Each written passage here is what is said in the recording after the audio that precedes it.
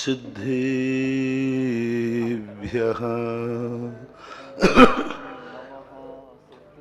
जय श्री ओम नमः सिद्धेभ्यः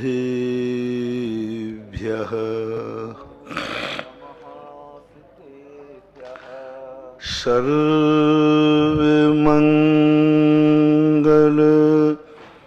मांगल्यं सर्वकल्याण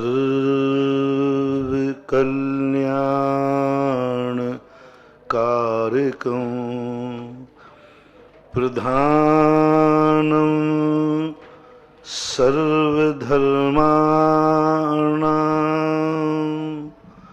जैनं जयतु शासनं। पंच परमेष्टि भगवान की, आचार्य श्री गुरुवर कुंद कुंद महाराज की, आचार्य श्री गुरुवर विद्यासागर महाराज की जय। किसी भी चीज को हम यदि व्यवस्थित करना चाहते हैं तो हमें कोई ना कोई कानून बनाना पड़ता है। जब तक हमारा कोई सिद्धांत नहीं बनेगा तब तक हम किसी एक निश्चित लक्ष्य को नहीं पा पाएंगे। संसार में पशु लोग भी अपना कोई ना कोई सिद्धांत और नियम बनाते हैं। इतना बड़ा संसार है, संसार को चलाने के लिए कुछ ना कुछ विभाजन हमें ऐसे करना है जिससे हम एक दूसरे के काम आ सकें। कानून इसलिए नहीं बनाया जाता है कि अपराधियों को सजा मिले, कानून इसलिए बनाया जाता है कि अपराध रुकना चाहिए। जब भी कोई अपराधी को सजा देती है, मिलते हैं, तो वहां कहीं ये नहीं लिखा कि इसको दंडित किया जाए। फांसी देने वाले को अब क्या अपराध का बोध होगा कि मैंने अपराध किया। बहुत बड़ा डिस्कशन हुआ जब फांसी की बात आई कि उसको कैसे फीलिंग होगी कि मैंने अपराध किया है क्योंकि वो तो मर गया, एक सेकंड में फंदा लगा, मर गया। अब उसको अनुभूति में नहीं आ रहा है कि मैंने अपराध किया है, तो फिर क्यों ना फांसी को अलग कर दिया जाए। जेल में आजीवन कारावास देना, जेल में डालना तो ठीक है क्योंकि उसको एहसास होता है कि मैंने गलती की है, लेकिन फांसी का देना कहाँ तक उचित है। तब बहुत बड़े बड़े लोग बैठे, इस पर डिस्कशन हुआ, विचार हुआ, और अभी भी डिस्कशन होता है। अभी कुछ वर्ष पहले विश्व स्तरीय विचार हुआ कि फांसी जैसी सजा को खत्म किया जाए, व्यक्ति को एहसास और सुधरने का मौका दिया जाए। फिर भी दार्शनिकों ने एक ही बात कही कि अपराधी को सजा देना कानून का काम नहीं है, मूल है कि अपराध रुकना चाहिए। तो फांसी लगने वाले को भली सुधरे या न सुधरे, लेकिन जब फांसी लगता हुआ किसी को देखते हैं तो उसकी फांसी के नाम सुनते ही हजारों लाखों लोग अपराध छोड़ देते हैं। जब देखते हैं कि फांसी लग गई, उसके परिणाम जो उसके घर के देखते हैं, सबसे ज्यादा लोग डरते हैं फांसी से, आजीवन कारावास से नहीं डरते। पूरी जिंदगी भर के लिए भी जेल दिया जाए और एक को फांसी दिया जाए तो दोनों में से लोग किसे पसंद करेंगे? जेल को। कम से कम जिंदा तो रहेगा। बहुत बड़ी चीज है। कह दिया जाए देखो जिंदगी में तुम कभी जेल से नहीं निकलोगे, काला पानी दे दिया जाता है, लेकिन तुम्हें फांसी दी जाए तो वो कहेगा फांसी के स्थान पर हमें आजीवन कारावास दिया जाए। इसका अर्थ है कि फांसी ज्यादा कष्टदायी होती है और फांसी को देख करके लोगों के मन में दहशत फैलती है। जीवन बचे ही नहीं, कुछ भी नहीं, सब कुछ खत्म हो गया। तो जब ये प्रिंसिपल बना कि मुझे तो पापियों के मन में दहशत फैलाना है कि पाप करने का हास्य क्या है, परिणाम क्या है, इसलिए फांसी को बरकरार रखा जाए। क्योंकि फांसी एक ऐसी अंतिम सजा है जो सामने वाले अपराधी को अपराध से बचा सकती है, और उस अपराध से बचने के पहले कानून बाद में आता है, उसके पहले धर्म। धर्म का जो उल्लंघन करते हैं उसके बाद कानून होता है। धर्म पहले नहीं, बाद में नहीं आता, कानून बाद में नहीं आता, पहले नहीं आता। कानून कहता है पहले आप अपने हिसाब से जीने का प्रयास करो, जो तुम्हारे महाराज कह रहे हैं वैसा जियो, जो तुम्हारे गुरु कह रहे हैं वैसा जियो, जैसे तुम्हारे माँ बाप कह रहे हैं वैसा जियो, जैसी तुम्हारी जाति कह रही है वैसा जियो, जैसी तुम्हारी समाज की व्यवस्था हो वैसा जियो। तुम खुद सोचो अपने आप में, पहला धर्म है। और धर्म की जो बात मान लेते हैं, इसलिए सबसे पहले व्यक्ति को गुरु बनाया जाता है, जिसे मां भी कहते हैं। तुम्हें कैसी जिंदगी जीना है और उसके अनुसार यदि तुमने जिंदगी जी ली, तुम्हें जिंदगी में कभी कानून की जरूरत ही नहीं पड़ेगी। प्रकृति ने सबसे पहला कानून बनाने वाली कोई व्यक्ति दिया है तो उसको मां बोलते हैं। सबसे पहले मां कानून बनाती है बच्चे का, उसे कैसे खाना। सबसे ज्यादा दंड देती है मां बच्चे को, गलती करने पर उसे थप्पड़ भी मारती है, और वहां से कानून शुरू हो जाता है। और एक एक मां उसे सिखाती है, तू खाएगा तो ऐसे खाएगा, नहाएगा तो ऐसे नहाएगा, मंजन करेगा तो ऐसे करेगा, किसी के घर में जाएगा तो कितने कानून। मां से बड़ी कोई लॉयर नहीं होती है मुझे। और एक अबोध को कानून सिखाना, अबोध के लिए एक जिंदगी जीने की कला सिखाना, यानी प्रकृति इस कर्म भूमि की शुरुआत ही कानून से होती है। देवताओं में कोई कानून नहीं है, नेचुरल उनका स्वभाव ही भद्र है। उनके नेचर ही ऐसे हैं कि वे जन्म से ही कभी धर्म का उल्लंघन नहीं करते, कुलाचार का उल्लंघन नहीं करते। देवताओं का जिस विमान का जो आचार है, विचार है, उससे वो बाहर नहीं जाते, कभी उल्लंघन नहीं करते। किसी भी प्रकार का व्यसन नहीं है वहां पर, किसी प्रकार का अतिक्रमण नहीं है वहां पर, चोरी डकैती हिंसा नहीं वहां पर। वे स्वभाव से ही अपने धर्म की शरण में कहते हैं। धर्म दो प्रकार का होता है, एक लौकिक और सांसारिक, और एक पारमार्थिक होता है। हम लौकिक धर्म की बात कर रहे हैं। लौकिक धर्म का अर्थ है जहां जिसने जन्म लिया है वहां के जो कायदे कानून हैं, उन कायदे कानून में अपनी जिंदगी को ढाल देना।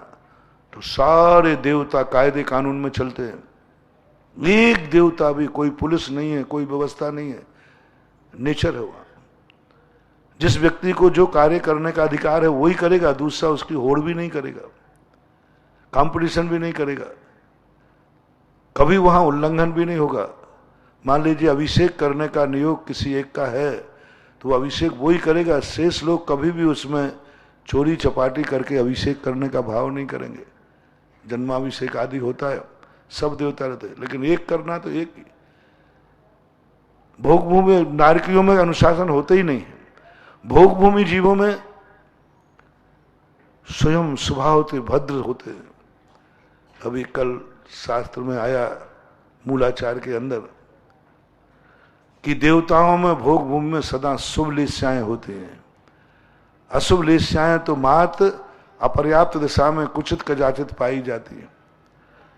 पीत लेस्या से उनकी जिंदगी शुरू होती है पर्याप्त तक होने के बाद। कितना भी निकृष्ट देव क्यों ना हो, कितना भी निकृष्ट क्यों ना हो, व्यंतर हो, अम्बावारिस नाम का हो, किलबिस जाति का भी हो, तो उनकी आदि तंत्र आदि के जो है अंत सुलेस्याई। कल बूचवर भटकेर महाराज ने बहुत बड़ी बात कही। अपन देवताओं में निकृष्ट देवता भी हैं, भिड़ाने वाले देवता भी हैं, भूत पलित भी हैं, सब हैं, लेकिन उनकी लेस्याएं सदा शुभ ही रहती है। कृष्ण नील और कापोतलेस्या देवताओं में नहीं पाई जाती, क्योंकि इतना निकृष्ट कार्य वो करते ही नहीं है, उनके इतने निकृष्ट भाव ही नहीं आते, कौतूहल करते हैं, लड़ाते बढ़ाते। इसी प्रकार उन्होंने दूसरी बात कही, भोग भूमि जीवों में अशुभ लेस्याएं नहीं होती। मनुष्य हैं, भोग भूमि के जितने देव हैं, किसी में भी अशुभ लेस्या नहीं, सबकी शुभ लेस्या होती है। और जहां शुभ लेस्याएं चालू हो जाती हैं वहां कानून की जरूरत ही नहीं पड़ती है, वहां कोई कानून की जरूरत नहीं पड़ती, कोई व्यवस्था की जरूरत नहीं पड़ती, वो स्वयं व्यवस्थित रहता है। लेकिन ये कर्म भूमि है, कर्म भूमि में कोई कानून नहीं है, कोई व्यवस्था नहीं है, स्वभाव रूप से उनको बनाना पड़ता है। और जो लोग ऐसा नियम ले लेते हैं कि मैं कभी कानून की अदालत में खड़ा नहीं होगा, सबसे पहला आज 26 जनवरी है, क्योंकि राष्ट्रीय पर्व में हम लोगों का तो पर्व होता नहीं, हम लोग उसमें शामिल होते नहीं। राष्ट्रीय ध्वज के सामने हम लोगों का कोई औचित्य नहीं बनता, क्योंकि राष्ट्रीय ध्वज एक राजनीति का ध्वज होता है। राष्ट्रीय ध्वज एक सब प्रकार की हिंसा, जो सब व्यवस्थाएं बनाना पड़ती है। एक बार आचार्य से पूछा कि महाराज कहीं 15 अगस्त था तो राष्ट्रीय ध्वज में लोग बुलाने आए, जैन स्कूल था, तो मैंने कहा जाएं कि नहीं जाएं, जैन स्कूल है। तो फिर आचार्य महाराज से पूछा, आचार्य ने कहा राष्ट्रीय ध्वज हो जाए उसके बाद प्रवचन करने चले जाना,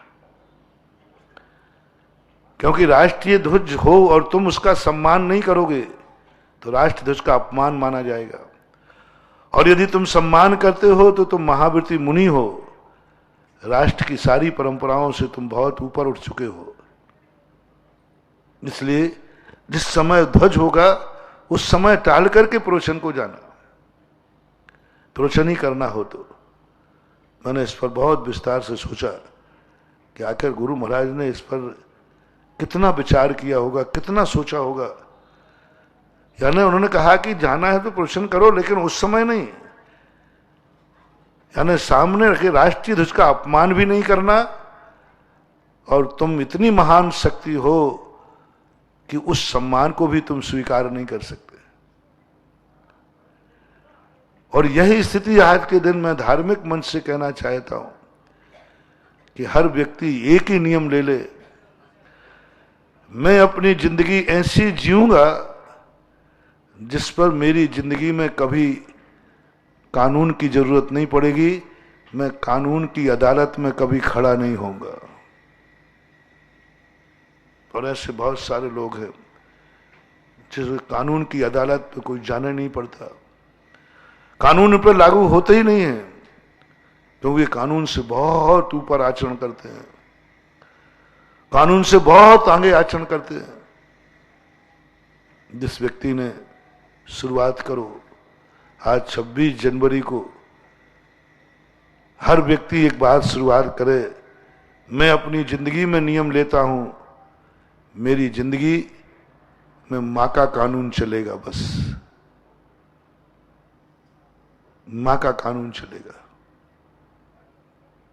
मां जो कानून बनाएगी, मां जो कानून सिखाएगी, और उसमें भी विशेष रूपों से उच्च जाति वाले जैनियों से मेरा कहना है, जैनी को तो नियम ही ले लेना चाहिए कि मैं मां के कानून से जिंदगी व्यतीत करूंगा।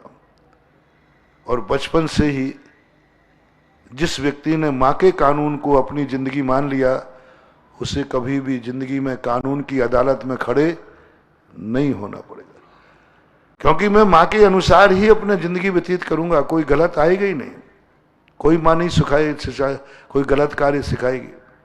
जो अच्छे कुलीन वाले हैं, हर मां को सिखाएगी तुम्हारा आचरण कैसा हो, तुम्हारा भोजन कैसा हो, तुम्हारी आंख कैसी हो, किसी को बुरी दृष्टि से मत देखना। कानून तो बुरे लोगों के लिए होता है, अच्छे लोगों के लिए नहीं होता। अदालतें अच्छे लोगों के लिए नहीं है, बुरे लोगों के लिए हैं। कोतवाली अच्छे लोगों के लिए नहीं है, बुरे लोगों के लिए है। पुलिस अच्छे लोगों के लिए नहीं है, बुरे लोगों के लिए है। ये छापा अच्छे घरों में नहीं पड़ते, बुरे घरों में पड़ते हैं। ये चोर, सब कुछ जितने भी कानून हैं सब देखना आप पापियों के लिए हैं, पुण्यात्माओं के लिए कोई कानून नहीं होता। सब पापियों के लिए, जितने कानून बनाए गए सब पापियों के लिए बनाए गए। जितने भी आज कोतवाली हैं, पुलिस कहीं जिस मोहल्ले में कहीं पुलिस का पहरा तगड़ा हो, समझ लेना यहां कोई पापी जरूर रहता है। जिस मोहल्ले में पुलिस का तगड़ा ज्यादा हो, समझ लेना यहां खूंखार व्यक्ति जरूर रहते हैं। पुलिस की ड्यूटी क्या बता रही है? कोई खतरा है, कोई खतरा है, कुछ ना कुछ दुर्घटना हो सकती है। और दुर्भाग्य का दिन होता है अपने देश में ही, अपने घर में ही पुलिस का पहरा। और दुर्भाग्य तो जब होने लगा कि धार्मिक जुलूसों में भी पुलिस का पहरा। क्यों? पुलिस डरने लगी कि सबसे ज्यादा उन्माद यदि फैलेगा धार्मिक। आजकल व्यक्ति चोरों से ज्यादा नहीं डरती पुलिस, गुंडों से भी नहीं डरती ज्यादा, सबसे ज्यादा डरती है धार्मिक कार्यक्रमों से।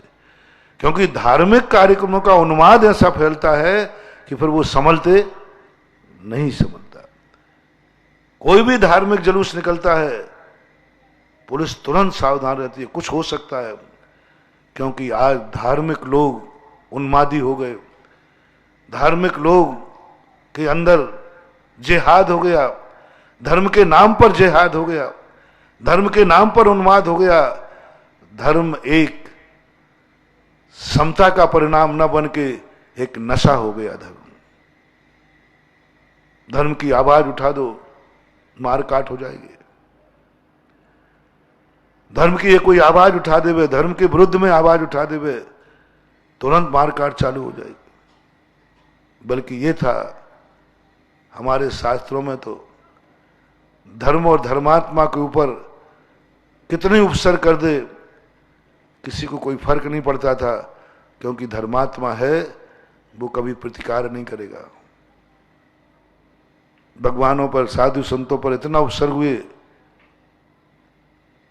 कितनी गजब की बात। जैन दर्शन में राजा के लिए प्रोटोकॉल है, राजा के लिए सेना है। वही चक्रवर्ती, वही तीर्थंकर जब राजा थे, सेना चलती थे, तलवार वार चलते थे, सब कोतवाल चलते थे।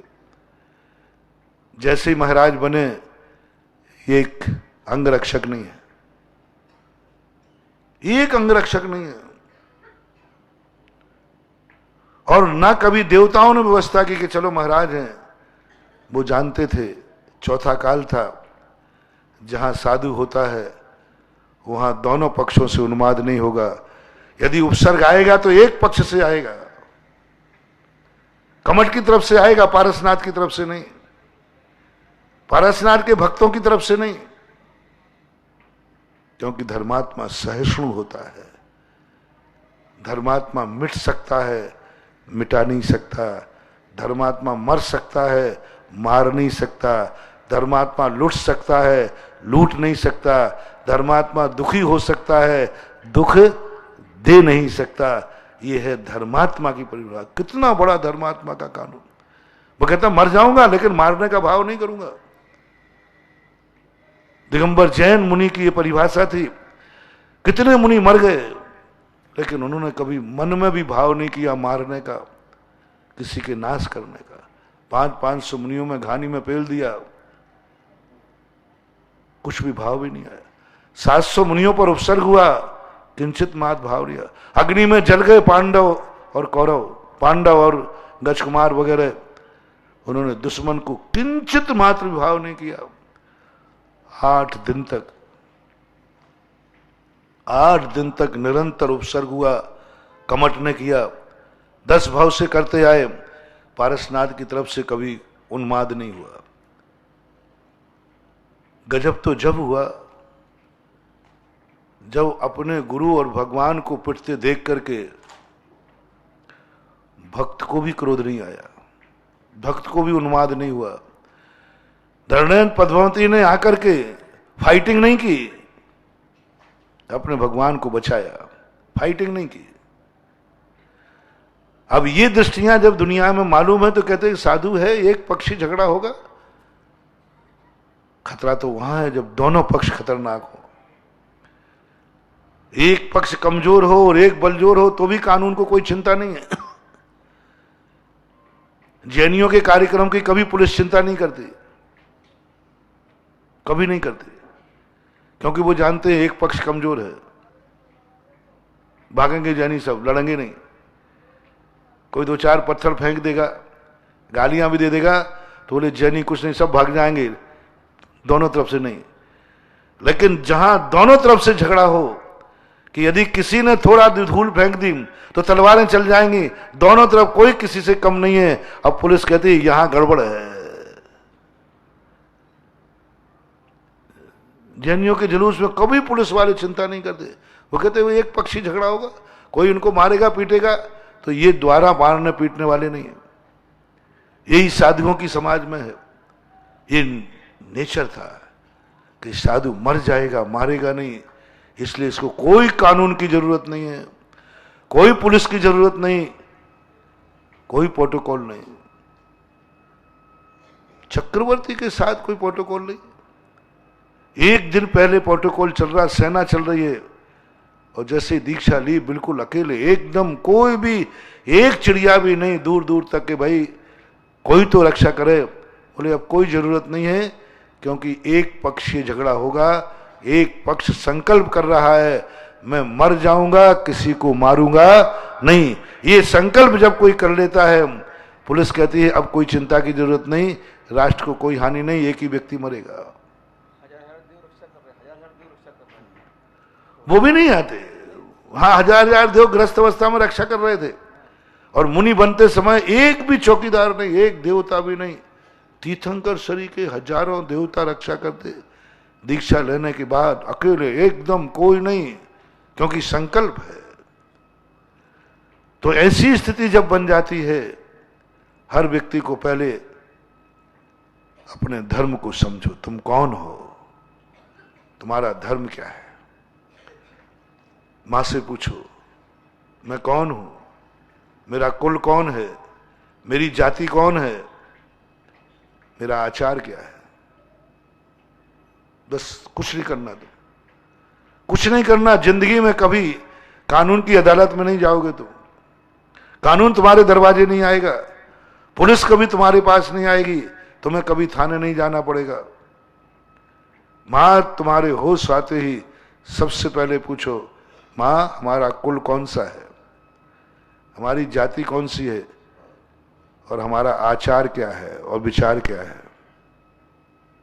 8 वर्ष अंतर मुहूर्त पर पूज्यवर जिनसेन स्वामी ने लिखा कि अपने बेटे को बैठाल करके पूरी समाज, पहले माँ बाप बैठे, रिश्तेदार बैठे, 8 वर्ष के पहले पुत्र को कुलवंत नहीं कहा, कुल में शामिल नहीं किया, मां सेवा की है, जन्मता जायते शूद्र।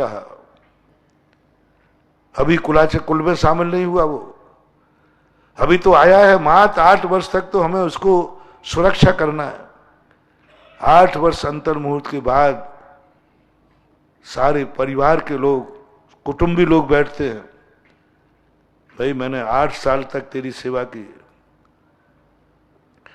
8 साल तक तेरी गंदगी साफ की, तुझे नहाया धुलाया सब किया, अभी तक मैंने तुझे अपने कुटुंब में शामिल नहीं किया। मेरा कुटुंब जैन कुल है, और जैन कुल के यदि ये आचरण तुम्हें मंजूर हो तो तुझे जैन कुल में शामिल करूं, अन्यथा तुझे कुल से अलग रखो। ये नियम है हमारे जैन कुल में जन्म लेने वाले के।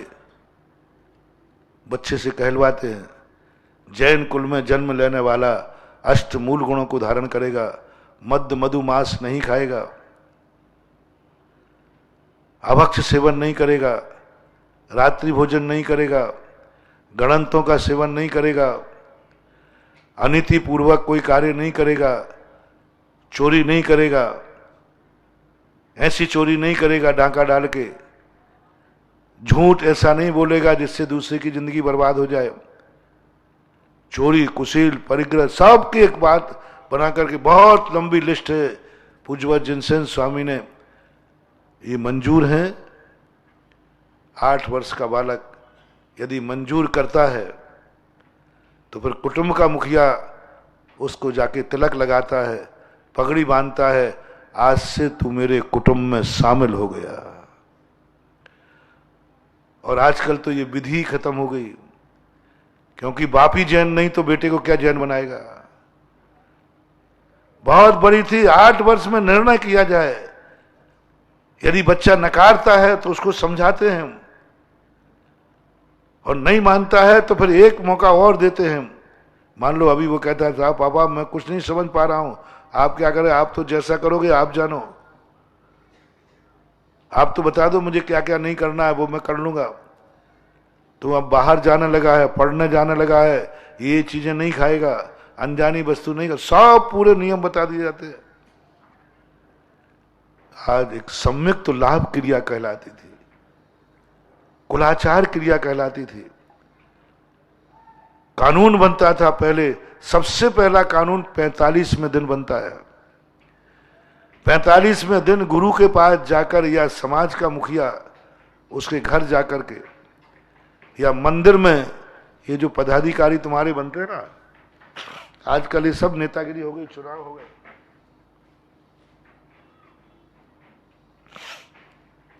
ये नगर का जो सेठ बनता था, मुखिया बनता था, जिसके अंदर में मंदिर और समाज रहती थी, इनके कार्य क्या थे?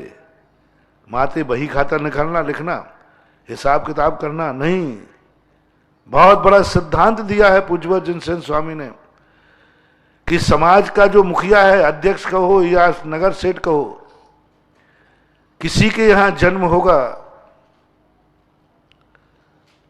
तो 45वें दिन उस परिवार का व्यक्ति मुखिया को समाचार भेजेगा, आज हमारे घर में एक पुत्र उत्पन्न हुआ, पुत्री उत्पन्न हुई, उसको हम प्रथम देव दर्शन कराने ले जा रहे हैं, आप हमारे लिए आकर के इस नए मेहमान के लिए स्वीकार करने की अनुमति दें। मैं स्वीकार करूं या नहीं करूं, अपनी इच्छा से बेटे को नहीं तुम स्वीकार कर सकते। 45 दिन तक ही मात्र आपका अधिकार है। 45 दिन तक आपको किसी की आज्ञा नहीं लेना है। 45वें दिन के पहले दोनों ने अपनी आज्ञा बना ली थी, अपन को संतान चाहिए, माता पिता बनना है। उसकी सूचना परिवार को दी जाती है। मैंने कहा था ना एक दिन कि ऐसे ही घास फूस के समान पैदा मत हो दुनिया में, बगीचे का पेड़ बनो। आ गए ऐसे ही घास फूस के समान। अभी एक बच्चे ने एक पिताजी से कह रहा था मेरे सामने, महाराज जी ये मेरे बाप हैं। तो मैंने क्या बात है? बोले महाराज जी मुझे पैसा नहीं देते, खर्चा को पैसे नहीं देते। तो मैंने कहा नहीं देते तो क्या बात? तो फिर महाराज जी मैं पूछता हूं इनसे, इनने हमें पैदा क्यों किया? मेरे सामने इन्होंने पैदा क्यों किया मुझे? जब मेरे खर्चा देने को पैसे नहीं थे तो क्यों किया पैदा? अरे मैंने कहा ये छोकरा बहुत ऊंची किताब है। मैंने कहा अच्छा, हाँ। बोले महाराज जी मैं पूछिए इन पापा ने क्यों पैदा किया मुझे? तो मैंने कहा जवाब उल्टा है बेटा, तू आया कैसे, बुलाया किसने था? बेशरम कहीं का, किसने बुलाया था? तू आ गया यहां पर, इन्होंने तो तुम्हें नहीं बुलाया। तू तो आ गया, जन्म गर्भ में आ गया, इन्होंने तेरे लिए बुलाया नहीं था। पता तेरा कार्ड कहां है का बुलाने का, कौन सा निमंत्रण दिया था तू आना? 2 मिनट में उसको पसीना आ गया। मैंने कि बता तुझे इन्होंने बुलाया कब था? बेशरम ये कहे तुम बिना बुलाए आ गया तो ये निकाल नहीं रहे। कायदा से इनको घर से निकालना चाहिए, निकल बाहर, बिना बेस बुलाए आ गया। 99% बच्चे बुलाए आते कि बिना बुलाए आते, पता ही नहीं रहता कब आ जाते ससुरे। फिर डॉक्टर बताता है कि आ गया। महीना 15 दिन बाद पता चलता है कि कोई, जिस समय वो, क्योंकि कुतर्कियों को कुतर्क से ही समझाना चाहिए। बोलो भाई, आप लोग मेरी हेल्प करना। ठीक जिस समय मेहमान, सही मेहमान कौन है? जिसके स्वागत के आने के पहले तुम स्टेशन तक पहुंच जाओ। स्टेशन तक नहीं पहुंच जाओ तो दरवाजे तक, तो दरवाजे तक नहीं पहुंच पाए तो कम से कम मालूम तो होना चाहिए कि आज हमारे यहां मेहमान आने वाला है। यही मेहमान की परिभाषा यही है ना, अच्छे मेहमान की। हमें तो मालूम है आज हमारे यहां मेहमान आने वाले, सब लोगों से बोलने लगे, बोल देते हो आज हमारे यहां मेहमान आएंगे, भले तुम दरवाजे तक नहीं पहुंच पाए, लेकिन जानकारी तो दरवाजे तक पहुंच गए तो और अच्छा, और यदि स्टेशन तक पहुंच गए तो और बड़ा मेहमान। ये मेहमान की परिभाषा है। अब मैं आपसे पूछता हूं, आपके यहां जो जीव आता है बच्चे बच्चे के रूप में, इसकी तुम्हें मालूम रहता है कब आएगा? बोलते तो थोड़ा हेल्प करो ना थोड़ी। नहीं मालूम रहता है, नहीं मालूम। क्या दरवाजे पर खड़े हो जाते हो कि अब आज हमारे यहां मेहमान आने वाला है? स्टेशन तक लेने जाते हो क्या? तीर्थंकर का होता है। तीर्थंकर का 6 महीने पहले मालूम होता है, सारी दुनिया में घोषणा होती है, इस तारीख में इतने बज के इतने मिनट पर हमारा बेटा मेरे घर में आएगा, घोषणा हो जाती है। क्या है ये? है सम्मान। तीर्थंकर क्यों इज्जत पाते हैं दुनिया में? तीर्थंकर की सारे 3 लोग इज्जत करते हैं। सौधर्मेंद्र भी इज्जत करता है, क्योंकि वो इज्जत के साथ आया है, बेइज्जती के साथ नहीं आया है। कितनी इज्जत के साथ आता है एक तीर्थंकर। जो अच्छे मेहमान होते हैं बेइज्जत के साथ आते हैं, बेइज्जती के साथ नहीं। उनका बहुत बड़ा एक केयर होता है। 6 महीने पहले से इज्जत और घोषणा हो जाती है। और जिस दिन आता है 16 स्वप्न आते हैं, और ठीक जिस समय प्रवेश करता है उस समय मां के मुख में स्वप्न में सिंह, गज या बैल प्रवेश करता हुआ दिखता है। मां उठ जाती है, बेटा आ गया। तुरंत 1 सेकंड में जैसे ही वो सिंह या ब्रश मुंह में प्रवेश करेगा, मां खुल जाएगी, बेटा आ गया। जो 6 महीने पहले जिसकी तारीख थी। इतना सम्मान जिस मेहमान के लिए 6 महीने पहले से जिसकी तैयारी की जा रही हो, 6 महीने पहले से जिसकी तैयारी की जा रही हो, सम्मान में वो सारे जगत का सम्माननीय क्यों नहीं होगा? सारा जगत क्यों नहीं होगा?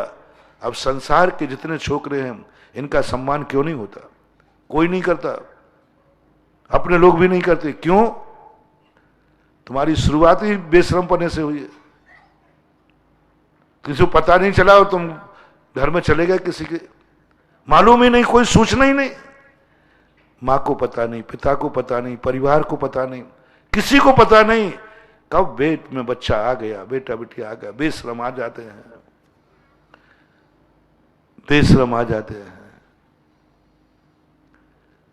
एक दूसरे की तरफ देखने की जरूरत नहीं, सब चोर चोर मौसरे भाई बैठे हो।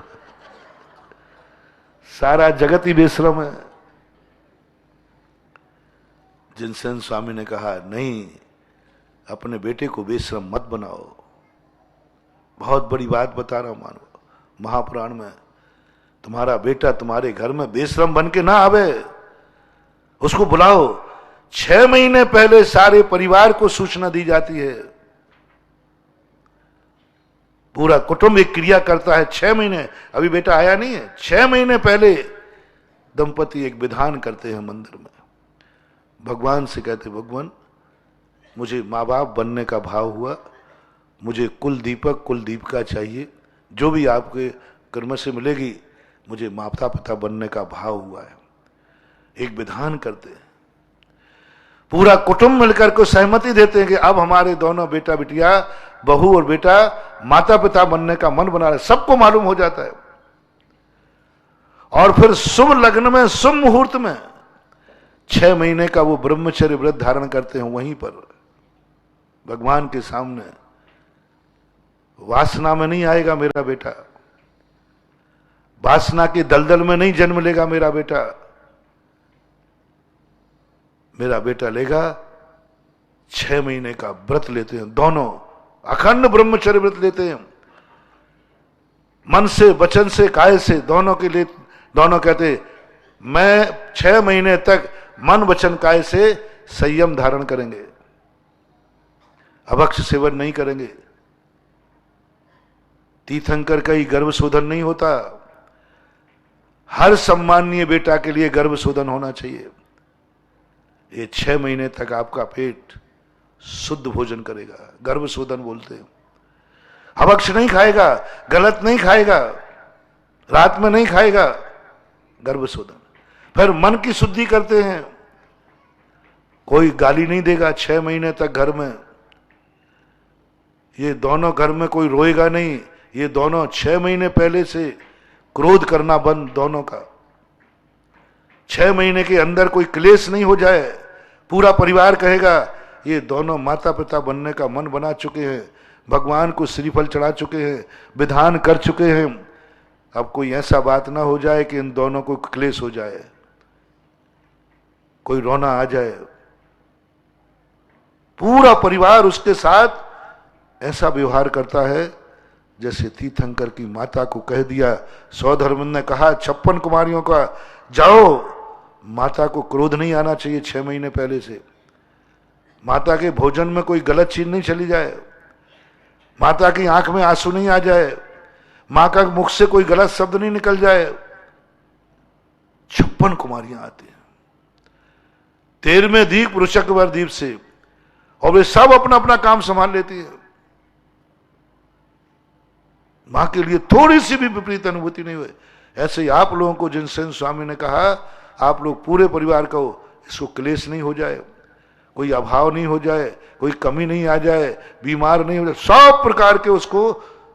और वो दोनों दंपति 24 घंटे 6 महीने धर्म ध्यान करते हैं, पूजा पाठ, माला जाप, भक्तांबर पाठ, सब बस एक ही काम, मेरे यहां एक मेहमान आ रहा है, मेरे घर का एक सदस्य आ रहा है।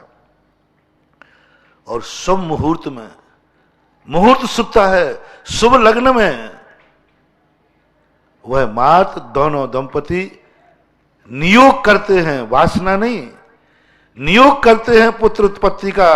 और दोनों उस समय पति पत्नी की अनुभूति नहीं करते, दोनों उस समय पिता और माता की अनुभूति करते हैं। आज मैं मां बन रही हूं, मैं स्त्री हूं, मैं पत्नी हूं, नहीं, ऐसी अनुभूति होती है जैसे मुनि महाराज मुनि दीक्षा लेते हैं। आज से मैं पूज्य बनूंगा, आज से मैं मुनि बनूंगा, आज मेरी मुनि दीक्षा होने वाली है। अभी तक मैं असंयमी था, संसारी था, आज मैं पूज्य बनूंगा। एक आरिका बनती है स्त्री, आज तक मैं स्त्री थी, आज मैं आरिका बनूंगा। जैसी अनुभूति मुनि को और आरिका को बनते समय होती है, ऐसी अनुभूति उस दिन दोनों माता पिताओं को होती है। वो पिता की अनुभूति करता है और वो मां की अनुभूति करता है, और दोनों के मन में आता आज मुझे कोई पूज्य कहने वाला होगा। और उसी समय स्वर्ग से कोई महान संतान उसके गर्भ में प्रवेश कर जाती है, और वो घोषणा करता है इस तारीख को इतने बज के इतने सेकंड पर जीव ने प्रवेश किया। ऐसा सम्माननीय व्यक्ति जब उत्पन्न होता है, तब कहीं जाकर के स्थिति बनती है। कौन दे रहा है सम्मान, कौन क्या कर रहा है, कोई कानून ही नहीं है। जब उस बच्चे को मैंने कहा, मैंने कहा तू आया क्यों बेशरम कहीं के, किसने बुलाया था तुझे? मैंने तो पूछ लिया तेरे पापा से, मुझे तो पता ही नहीं छोकरा कब आ गया। मैंने फिर कहलवा भी, अब थोड़ी फैंसी ड्रेस तो करनी पड़ेगी। मैंने कहा भाई तुम्हारे लिए, तुमने पहले से मालूम था ये कब आएगा? कहीं नहीं मालूम था। मैंने कब आ गया? बोले महाराज जी 15-20 दिन बाद पता चला था कि आ गया। उसी के सामने कहलवाया। मैंने कहा बोल, अब इसने तुझे बुलाया है कि तुम बेशरम बन के आया है? पैर पड़ ले कि कम से कम बिना बुलाए घर में आने से निकाला नहीं है, तुझे पाल करके इतना बड़ा किया, इतना बड़ा किया, और तुझे हिस्सा दे रहे हैं, तुझे बेटा कह रहे हैं। मैंने पैर पड़वा दिए। मैंने कहा अब बोल, पिताजी का एहसान तेरे ऊपर है कि तेरा पिताजी के ऊपर? बोले पापा का एहसान है कि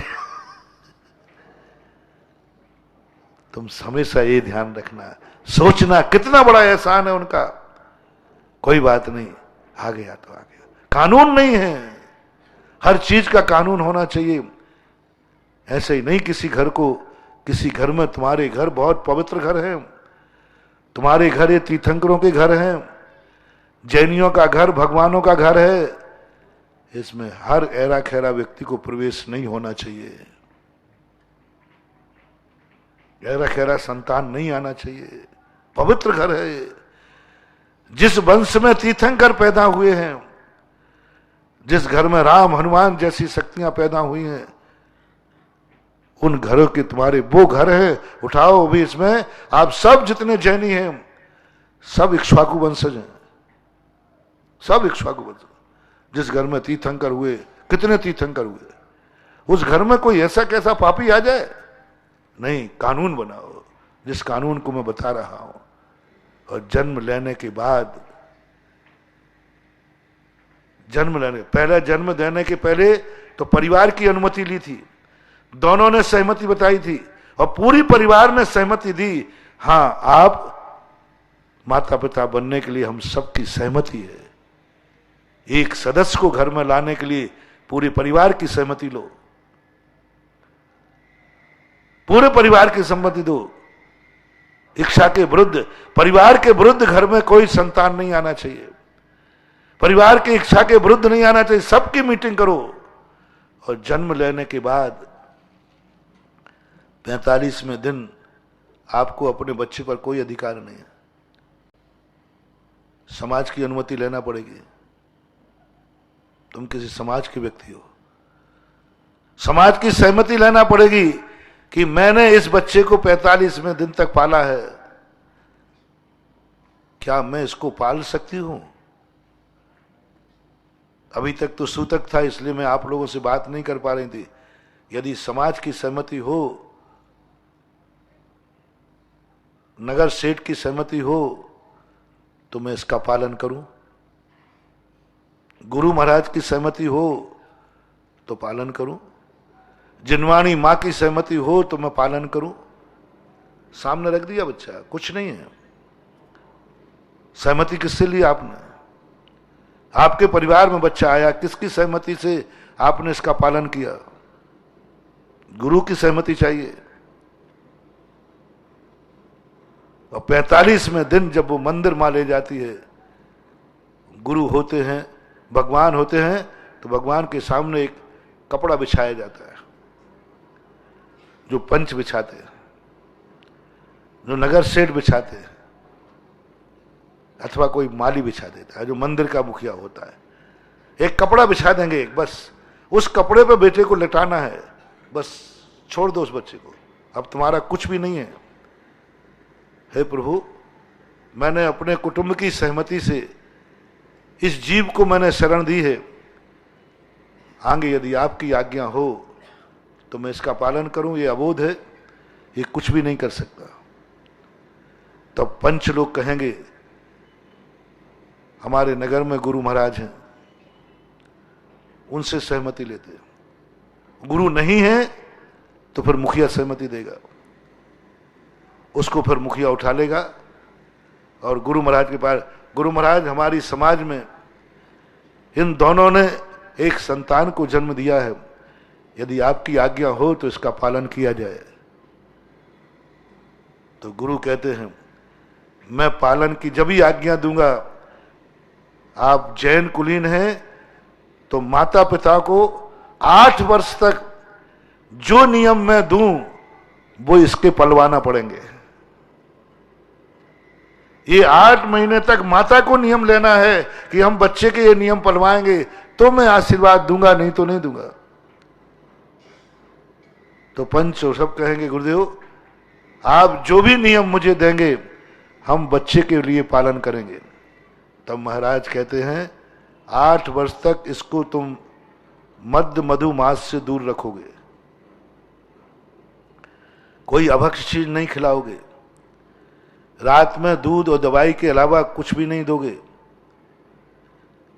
प्रतिदिन सुबह इसको नमोकार मंत्र सुनाओगे, शाम को सोने के बाद नमोकार मंत्र सुनाओगे। इस संस्कार में आप 8 वर्ष व्यतीत करोगे और ये नियम आपको पालन करना है, मां को, क्योंकि बच्चा तो अबोध है। पंच लोग कहते हैं गुरु ने जो नियम दिए मंजूर है, तो माता पिता कहते हैं हम 8 वर्ष तक जो भी नियम इस बच्चे को दिए हैं वो मैं पालन करवाऊंगी और करूंगी। तब गुरु महाराज कहते हैं जाओ 8 साल तक तुम इसका पालन करो। कानून बन गया।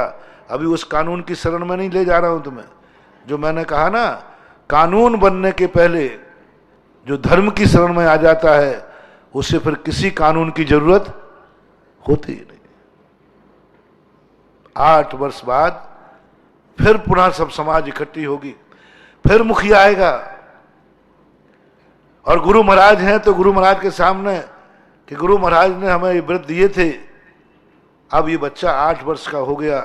मां कहेगी अब मेरी गोदी से बाहर जाने लगा, ये बाहर भी खाने पीने लगा, अभी स्कूल जाने लगा, दोस्तों के साथ घूमने लगा। महाराज अब मुझे डर लगने लगा, पता नहीं ये नियम पाल रहा है कि। अभी तक तो क्या था, मैं खिलाती थी, मैं पिलाती थी, सब कुछ मेरे हाथ में था। अब तो ये घर के बाहर जाने लगा दोस्तों के साथ, पता नहीं क्या खा ले। मुझे आपने जो वसीयत दी थी महाराज जी अब मैं नहीं संभाल पाऊंगी, बच्चा गोदी से बाहर जाने लगा है, अब मैं नहीं पाल पाऊंगी, क्योंकि क्या भरोसा है छोकरा क्या खा पी लेवे। तो फिर बच्चे से कहा जाता है बेटा माँ बाप ने तुझे छोड़ दिया, माँ बाप डरने लगे, अब माँ बाप तेरी रक्षा नहीं कर सकते हैं क्योंकि तू गोद से उठकर बाहर जाने लगा है। अब तुझे सम्यक तो लाभ क्रिया, अब तुझे जैनी बनाया जाता है। 8 वर्ष तक जैनी नहीं है वो, अब तुझे जैनी बनाया जाता है।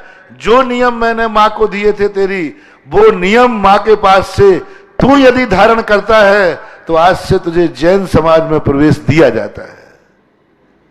तब वो वाला कहता है गुरुदेव या समाज के पंच लोग, आप लोग जो नियम देंगे हम पालन, तो वही नियम सारे बताए जाए। रात में नहीं खाएगा, अभक्ष नहीं खाएगा, ये नियम पालन करेगा, आज के बाद तेरी जिंदगी यदि मंजूर है तो जैन जाति में तेरा नाम लिखा जाए, नहीं तो नहीं। सम्यक तो लाभ क्रिया बोलते हैं इसे। कानून के पहले कितना बड़ा कानून, वो बालक सब स्वीकार करता है।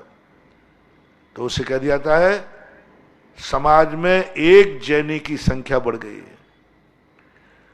और उस समय बालक अबोध है, नहीं समझ पा रहा, साहब मुझे आपकी बातें समझ में नहीं आ रही है, मैं नहीं समझ पाऊंगा, मैं नहीं पाल पाऊंगा। तब समाज कहती अब क्या करें, इसने तो 2 टूक मना कर दिया, मेरे से नहीं पलेंगे ये नियम। तो फिर पूज्यवर जिनसेन स्वामी कहते हैं अब ये बालक है, डर रहा है, इसको एक मौका और दिया जाए। फिर माँ बाप से फिर कहा जाएगा ठीक है बाजार में ये गलती करेगा, कुछ करेगा, लेकिन तुम घर में इसको कुछ गलत मत करने देना, घर में मत अपने हाथ से खिलाना 18 वर्ष तक। और 18वें वर्ष में फिर जाकर के क्रिया की जाएगी।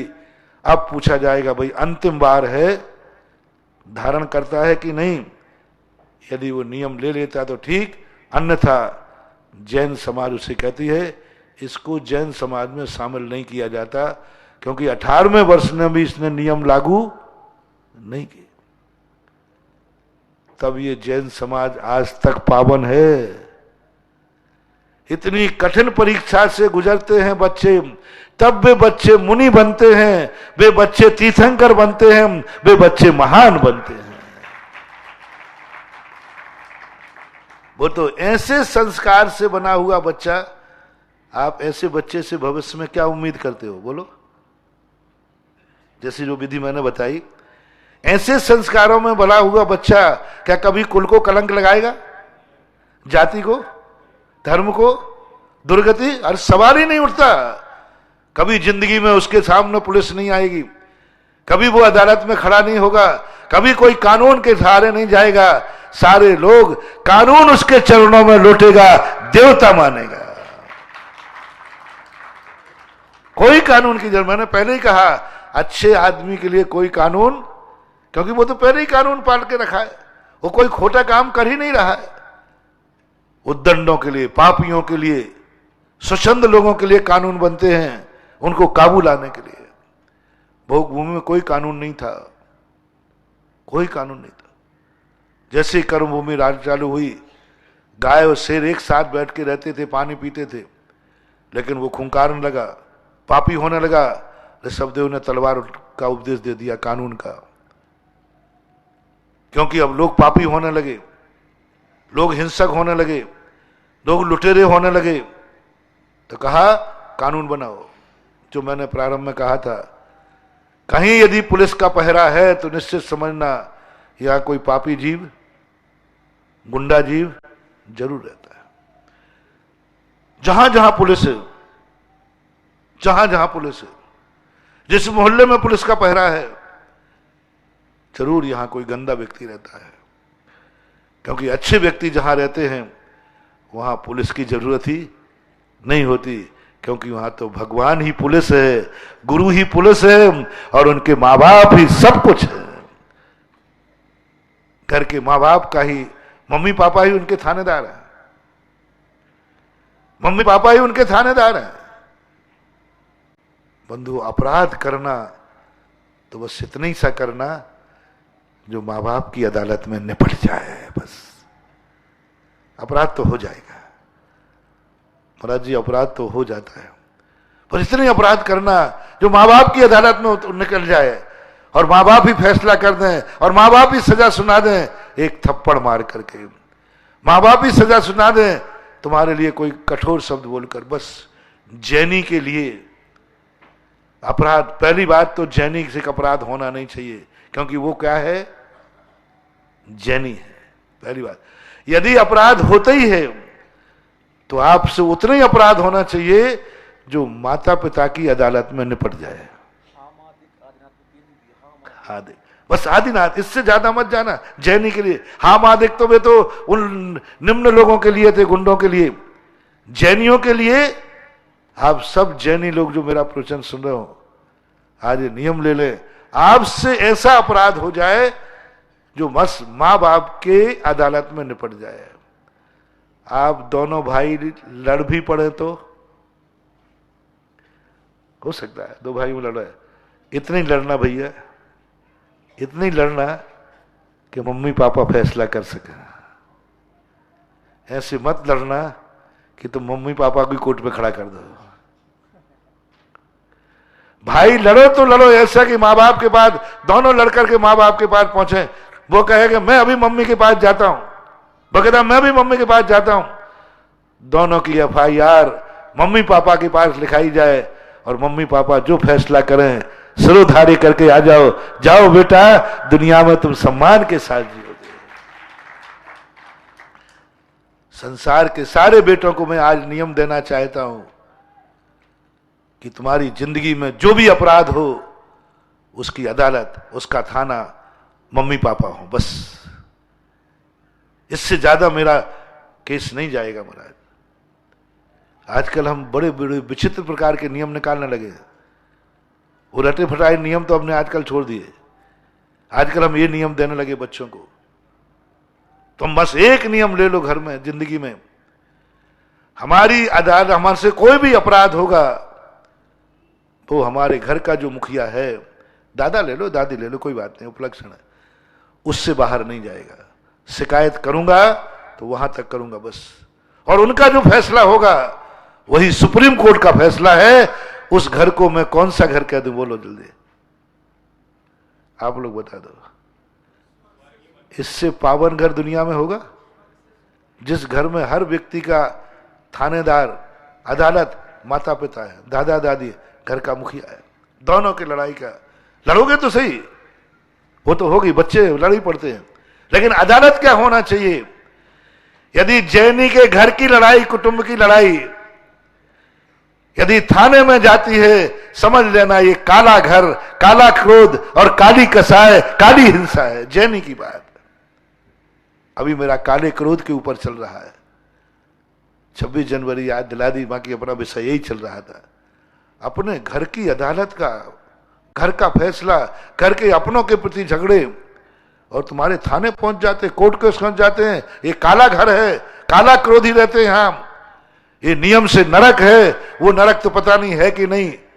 सबसे बड़े नारकी वो हैं जो घर घर में लड़ करके और वो थाने में जाकर एक भाई दूसरे भाई की रिपोर्ट लिखाता है, एक बेटा पिता की रिपोर्ट लिखाता है, भाई भाई को लड़ करके मोहल्ले में आ जाते हैं, बाहर के लोग पंचायत करते हैं।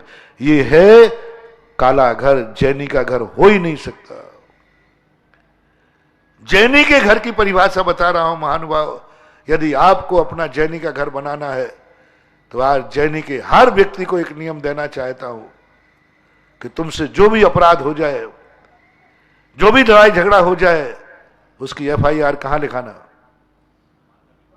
बस माता पिता, दादा दादा, जो मुखिया हो तुम्हारा, साथ महिलाएं भी, आप भी कितने लड़ जाओ, बस आपकी अदालत, आपके घर में जो बजा बुजुर्ग हो, बस वहां तक FIR करो और नियम ले लो कि मेरा घर का मुखिया जो भी फैसला देगा वही अंतिम सुप्रीम कोर्ट का फैसला होगा, हम सब मानेंगे।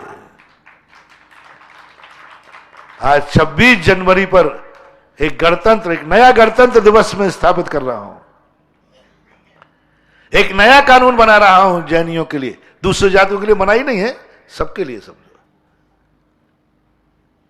सबके लिए, हर जाति के लिए मैं लगा रहा हूं।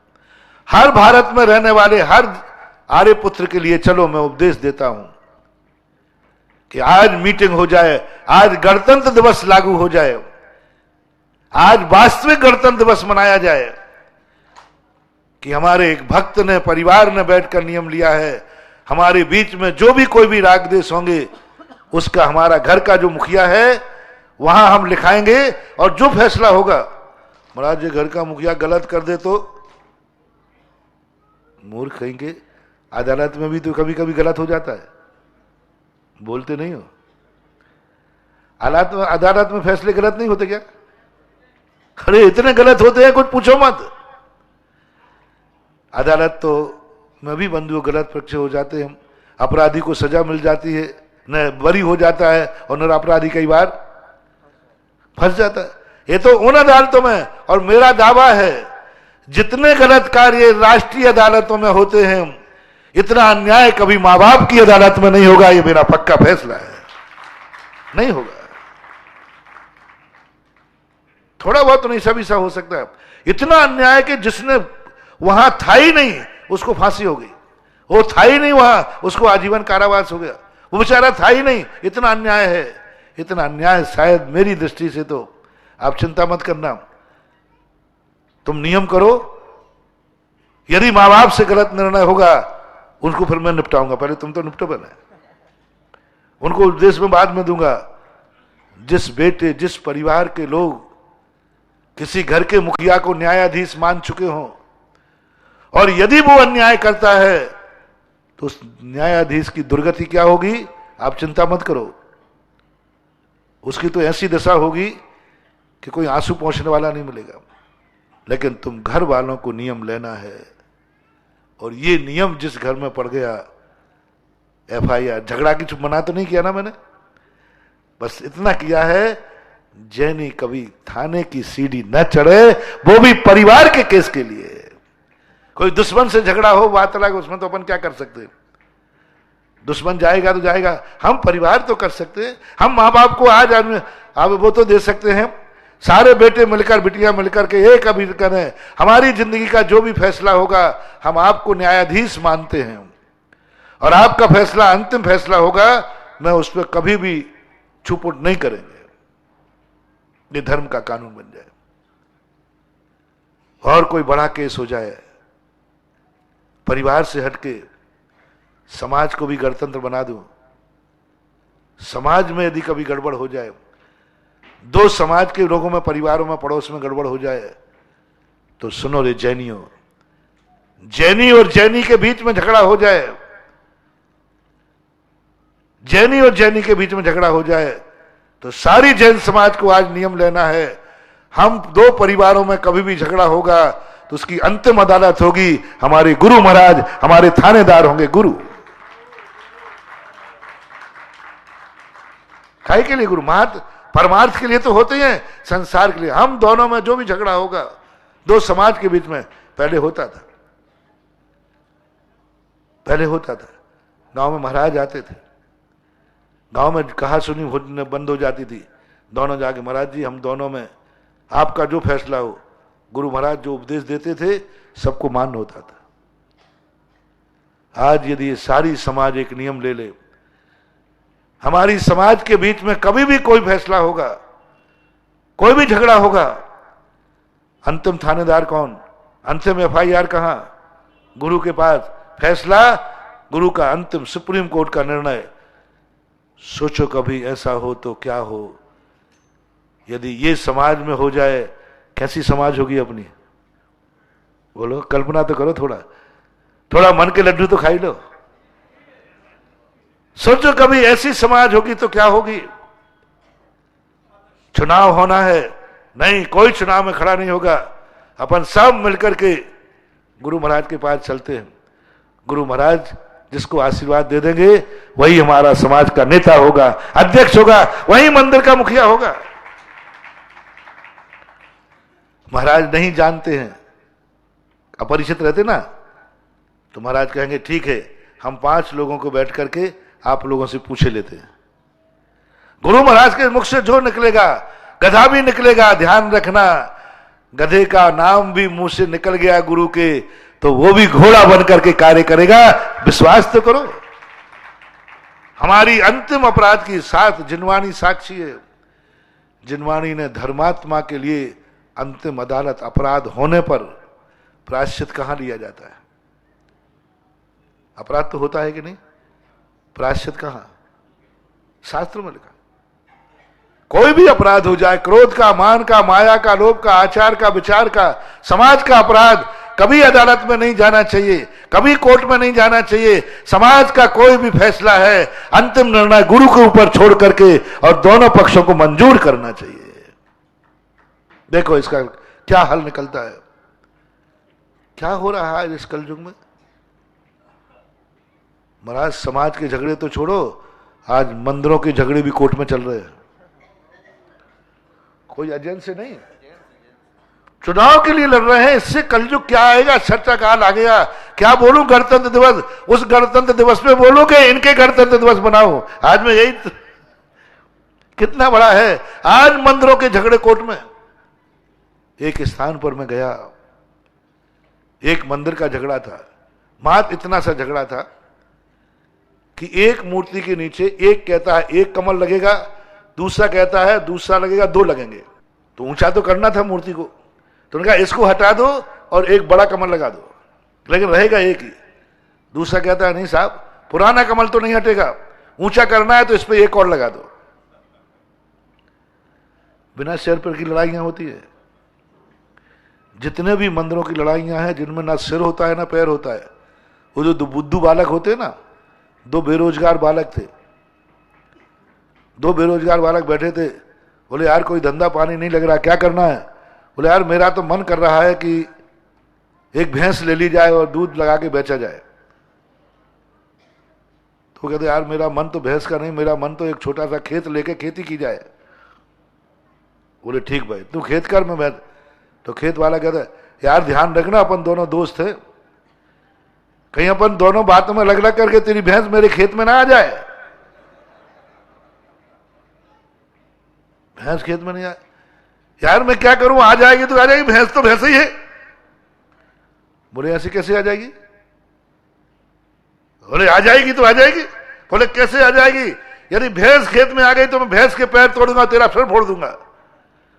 वो कहते भैंस से आ जाएगी। तो कहता अच्छा तू देख, खेती करके देख। तो वो कहता तू भैंस ला के देख। और उसने वहां केवड़ा पड़ा था, बोले तू खेती करके देख। बोले लो मेरा ये खेत है और ये गन्ना बो दिया मैंने, ले लो बो दिया, ले अब कर तू। वो भी कम नहीं था, उसने एक पता, ये देख मेरी भैंसे गई, अब कर तू क्या करना, और जम के दोनों में तना बना।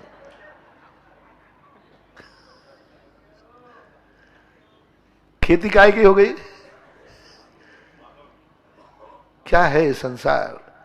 राय ने की थी ये मेरी खेती और एक गन्ना, उसने भी एक पता ये मेरी, और दोनों के सिर फूट गए। अदालत में कोर्ट केस पहुंचा। बोले साहब क्या है? बोले इसकी भैंस मेरे खेत में क्यों आई? अदालत ने कहा ऐसा करो, पहले मुआवजा किया जाए, भैंस ने खेत का कितना नुकसान किया। जाके वहां देखा गया, भाई खेत कहां है? बोले ये खेत है। भैंस कहां है? बोले ये भैंस है। मंदिरों के, समाजों के झगड़े बंधुओं ऐसे ही है, एक कमल लगना कि दो लगना। दूसरा कहता नहीं, पुराना कमल तो नहीं हटेगा, नया लगेगा। झगड़ा कोर्ट केस तक पहुंच गया, 7 साल तक झगड़ा चला। अब मजिस्ट्रेट क्या जाने, हर मजिस्ट्रेट का है इतने से कमल पर इतने बड़े भगवान कैसे बैठते होंगे। अब वो कमल जानते, वो तालाब वाला है। मजिस्ट्रेट क्या समझता है, कमल यानी वो तालाब का। अब एक कमल और 2 कमल और इतने बड़े भगवान बैठेंगे कैसे उसमें? हर मजिस्ट्रेट उस केस को टाल देता था। एक बंगाली था वहां, उसी समय मेरा प्रवेश हुआ चतुर्मास के लिए। अब उसके सामने एक केस आया तो वो भी नहीं समझ पाया गया। तो उसने कहा कि दिगंबर जैन साधु हैं, इनके प्रवचनों में जरूर कभी ना कभी कमल की बात आएगी। तो वो भेष बदल करके और प्रवचन में बैठने लगा। करीबन 15-20 दिन वो प्रवचन में बैठा, लेकिन कोई निमित्त नहीं बना। तो मजिस्ट्रेट माली से मिलता है, बोले महाराज जी से मैं मिल सकता हूं क्या? अकेले में मिलना है मुझे। दोपहर में वो मेरे पास आए, बोले महाराज मैं यहाँ का मजिस्ट्रेट हूँ, आपके समाज का यहाँ केस मेरी अदालत में है, और हर मजिस्ट्रेट इसकी खेती तारीख बढ़ा के चला जाता है, और मैं फैसला करना चाहता हूँ। तो इतनी सी बात आप बता दीजिए, वो तालाब में उगने वाले कमल पर आप या भगवान कैसे बैठते होंगे? वो तो बहुत छोटा सा होता है, और बैठोगे तो वो दब जाएगा। और वो डबल कमल कैसे आते हैं बता दो मुझे। पूरा समझा, यथार्थ घटना है, बिल्कुल यथार्थ घटना। मैंने कहा चलो हमारे साथ चलो। तो मैं मंदिर में ले गया और मैंने कहा ये कमल है और ये भगवान। बोले ये कमल है तो पत्थर का है। तो मैंने कहा ऐसा ही होता है। अच्छा, वो सब समझ के चला गया। तारीख दी, क्या जैनियों को फटकारा, अरे मूर्खो, जिन मजिस्ट्रेटों को यही पता नहीं है कि कमल कैसा होता है, वे क्या तुम्हारा फैसला करेंगे? तुम जैनी होकर मेरे पास आए हो, मैं जो ना भगवान को मानू ना कमल को मानू, वही नहीं जानू, मैं क्या फैसला करूंगा? और तुम्हारे गुरु महाराज जो सब जानते हैं, जैनियों को उसने क्या फटकारा अदालत में। ये फैसला मैं गुरु महाराज के सामने करूंगा। तारीख देकर के मजिस्ट्रेट बैठा, दोनों पक्ष बैठे, मेरे सामने अदालत लगी। और महाराज मजिस्ट्रेट बोलता, महाराज बोलना आपको है, इनकी सजा। मैं इनको क्या सजा दूं? मैं तो सजा ही नहीं समझ में आ रही। वो सजा आप बोलोगे, लिखूंगा मैं। मैंने भी फिर मैंने कहा बोलो, ए जैनियों, तुम्हें जैनियों के यहां रहने का अधिकार नहीं है। आज तुम्हारी ये दशा, एक मंदिर को लेकर अदालत में पहुंचे, सारे गुरु मर गए थे क्या? अरे दोनों पक्ष फैसला कर लेते कि चलो अपने गुरु महाराज जो कहेंगे मंजूर कर लेंगे। अंत में फैसला हुआ, मजिस्ट्रेट मैं बना। मैंने फैसला दिया कि कमल भमल तो सब बाद में बैठेंगे उठेंगे, पहले तो इनको निपटाओ। दोनों पक्षों को दिया। मैंने कि तुम्हारा यही प्रायश्चित है, जितने पार्टी के बने थे, पूरी जिंदगी भर इन भगवान का अभिषेक सेवा करोगे, यही तुम्हारा सेवा का सजा है। और ये मान के करोगे कि ये मुझे अपराध में मिला है। यहां कहने का भाव ये है, क्या अपनी समाज के सारे झगड़े ऐसे ही नहीं है? बोलो ना, पूरे भारत के झगड़े ऐसे ही हैं। मनुष्य को कुछ पता ही नहीं, बेचारा क्या जाने धर्म क्या होता है, मान कसाय को लेकर के बस चल गया। और हमने तुम उनसे पूछा, मैंने भाई कमल क्या होता है, एक क्या दो, तुम्हें मालूम है? साथ में एक कमल लगते लो तो दोनों के नहीं, हमें मालूम नहीं है, पर ये लगा रहा है और ये नहीं लगाना, बस इतनी सी बात है। ये हटाएगा तो मैं हटाने नहीं दूंगा, और ये लगाएगा तो मैं, बस लगते कितने हैं ये तुम बता दो। बोले हमें पता नहीं है। मेरा आज इस गणतंत्र दिवस पर है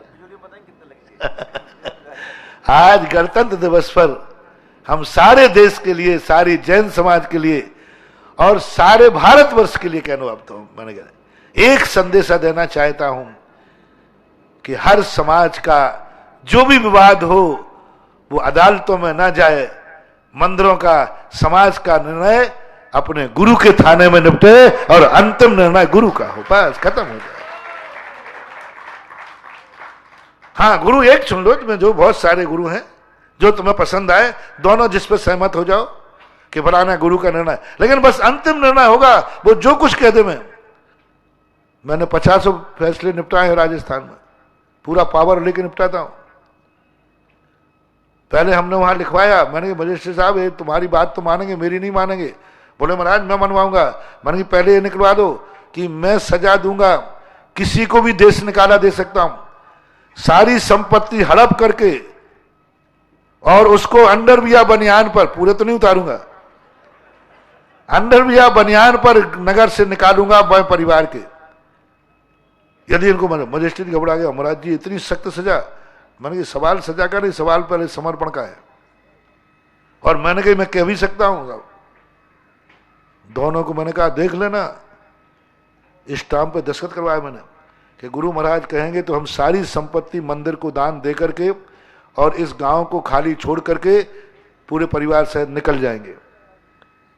महाराज का फैसला मैंने लिखवाया, दस्तखत नहीं अंगूठे लगवाए। आजकल दस्तखत नकली हो जाते। मैंने देखो तो सही इनमें कितना विश्वास है, मैं क्यों इनकी दलाली में काले हाथ करूं। जब उनने इतना सरपण पर दिखाया, फिर मैंने फैसला दिखा, साहस रखो, गुरु तुम्हें संपत्ति से बेदखल कभी करेगा ही नहीं। लेकिन विश्वास वाली बात है, समर्पण करना है। अरे गुरु जो निर्णय देंगे वो महान है, वो तुमसे अच्छा ही निर्णय देंगे। इन अदालतों से तो अच्छा निर्णय आएगा। अदालतों में तो पक्षपात होगा, जो खिला दे। आजकल केस लड़े नहीं जाते, केस जीते जाते हैं। जिसके पास ये है वो जीत जाएगा और जिसके पास ये नहीं है वो हार जाएगा। यदि ऐसा गणतंत्र अपना बन जाए आज 26 जनवरी को समाज में, यदि आज का प्रवचन किसी को समझ में आ रहा हो तो अपनी समाज में प्रस्ताव लेकर के, और 2 प्रस्ताव भक्तों से, मैं अपने भक्तों से कहना चाहता हूं, मेरे अपने भक्तों से कहना चाहता हूं, आज का प्रवचन यदि 26 जनवरी का समझ में आ रहा हो तो हमारे भक्त आज घर में मीटिंग करके और फैसला करें कि हमारे घर का कोई भी विसंवाद होगा, अंतिम निर्णय माता पिता के पास जाएगा, जो घर का मुखिया होगा। यही एफआईआर होगी, उनका निर्णय अंतिम और मान्य होगा, जो घर का मुखिया होगा। आप जिसको मना लेना, जिसको भी मना लेना। मेरी आज गणतंत्र दिवस पर मेरे भक्तों से मेरी अपेक्षा है, और ये प्रस्ताव करके मुझे दें, व्हाट्सएप पे भिजवाएं किसी के द्वारा।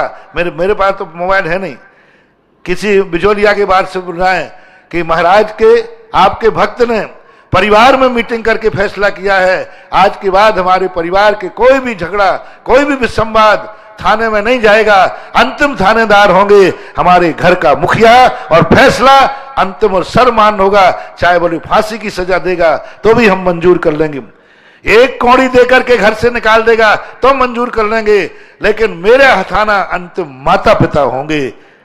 कितना बड़ा कदम। और समाज वाले कहें कि समाज वाले आज मीटिंग करके, जल्दी नहीं बोले, मीटिंग करें, प्रस्ताव करें लिखित में कि समाज निर्णय करती है कि हमारी समाज का कोई भी विसंवाद, मंदिरों का कोई भी विसंवाद, चुनाव का कोई भी विसंवाद, कोई कोर्ट केस में नहीं जाएगा, कोई अदालत में नहीं जाएगा। मेरी अंतिम अदालत होगी, मेरे गुरु महाराज, उन्हीं का निर्णय अंतिम और सर्वमान्य होगा। यदि कोई भारत की समाज ये फैसला करे तो जरूर मुझे सूचना देना, ऐसी समाज का मैं मजिस्ट्रेट बनने को तैयार हूं। मैं दे दूंगा अपने समय में, हालांकि मेरे कोर्स में नहीं मेरे आवश्यक में नहीं है, लेकिन मैं सब में से थोड़ा थोड़ा काट के दूंगा, क्योंकि आज ऐसा यदि हो गया तो हमें गर्व होगा।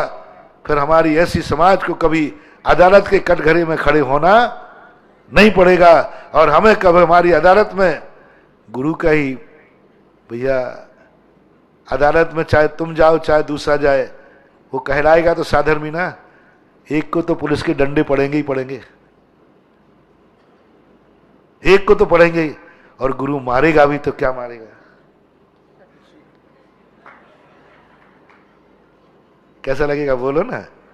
इधर से नहीं करूंगा, जिंदा नहीं करना। कोमल है, मन भी कोमल, तन भी कोमल, पीछे भी कोमल। कुछ ऐसा मार पड़ेगी कि शायद जन्म जन्म की चोटें भी ठीक हो जाएगी, डांट भी पड़ेगी तो, लेकिन होना चाहिए ऐसा। तो ये स्थितियां आज समाज के बीच में। गणतंत्र दिवस सन 1952 में अपना गणतंत्र दिवस पास हुआ था, 50 में हुआ था। 1947 में अपन स्वतंत्र हुए थे, 3-4 साल कानून बनाने में लगे। पर आज जो भाव आया, इतने 26 जनवरियों पर मैंने प्रवचन किए 30-40 से, आज पहली बार इतने वर्षों में गणतंत्र दिवस बन पाया। ये जो प्रवचन आज दिया, ये पहली बार आया, ना जाने क्यों कैसे कहां से आ गया, किस रूप में आया, लेकिन अपन इसको फॉलो करें, विचार करें और सोचें। आप एक अनुमति लेकर के दुनिया में आए हैं, तो आप अनुमति लें कि हम समाज के व्यक्ति, समाज के नियम कानून मानेंगे। और गुरु महाराज से यदि आपको गुरु बनना है, शिष्य बनना है, तो गुरु महाराज मैं क्या आपके शिष्य बनने लायक हूं, भगवान का भक्त बनने लायक हूं? तो गुरु महाराज कहेंगे ये नियम तुम्हें पालन करना पड़ेंगे, ये नियम पालन कर लोगे तो फिर मैं तुम्हें शिष्य बनाने को तैयार हूं। और गुरु के नियम में जो चल गया, बोलो आपसे पूछता हूं, क्या वो कभी अदालत पहुंचेगा? कल्पना करो ना भैया। तो जो गुरु के कानून में चल गया, गुरु के संविधान में चल गया, वो पूरी जिंदगी में कभी उसके दरवाजे पुलिस नहीं आएगी, वो कभी कोर्ट केस अदालत के कटघरे में खड़ा नहीं होगा। क्योंकि जो गुरु के कटघरे में खड़ा हो सकता है, उसे अदालत में खड़े होने का मौका ही नहीं दिया जाता। सरकार खुद कह देगी जो गुरु की अदालत में खड़ा हो गया, उसे मेरे अदालत कटघरे में आने की जरूरत ही नहीं है। अब फैसला तुम्हें करना है कि गुरु की अदालत में खड़े होना इज्जत वाला काम है कि वह सरकार की अदालत में खड़े होना इज्जत वाला काम है। बोलो, गुरु की अदालत में यदि कटघरे में खड़े हो गए तो ओहो, गुरु के चेले बन जाएंगे, शिष्य बन जाएंगे। समय आपका हो गया। आज इतना ही कह के विराम करता हूं। बहुत अच्छा। महावीर भगवान है।